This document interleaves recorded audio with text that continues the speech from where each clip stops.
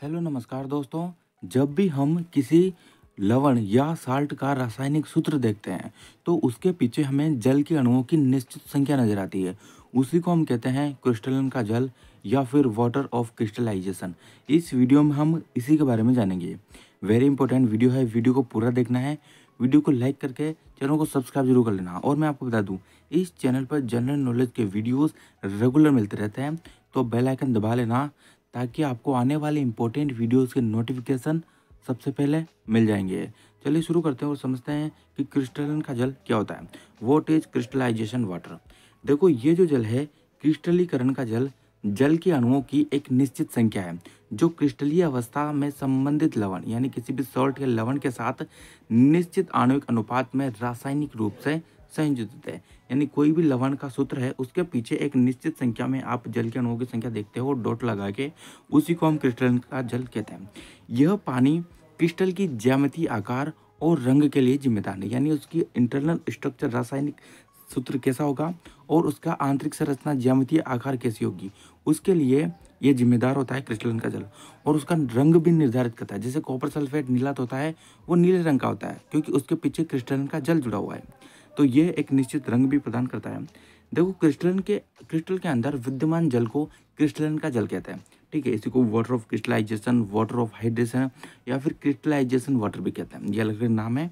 Crystal बनने के लिए जल प्राय आवश्यक होता है। यानी जब भी क्रिस्टल बनते हैं, यानी कोई भी घुली हुई अवस्था से ठोस अवस्था में आता है, उसको बोलते हैं क्रिस्टल, तो उसके लिए जल जिम्मेदार होता है।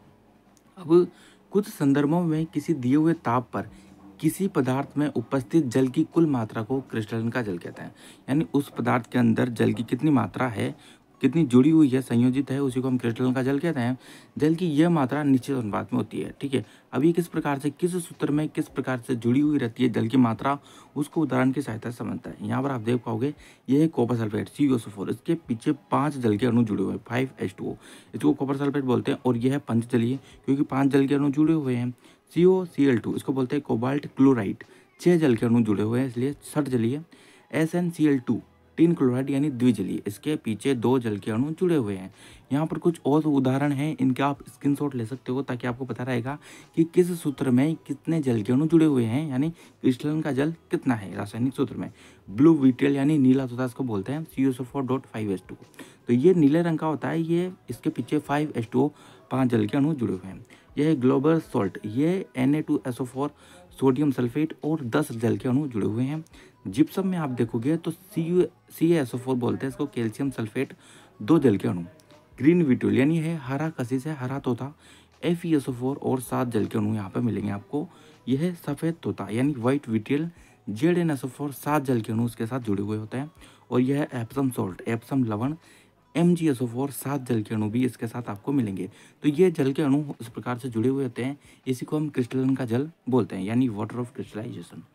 यहाँ पर अंत इस वीडियो का लाइक और सब्सक्राइब जरूर कर देना।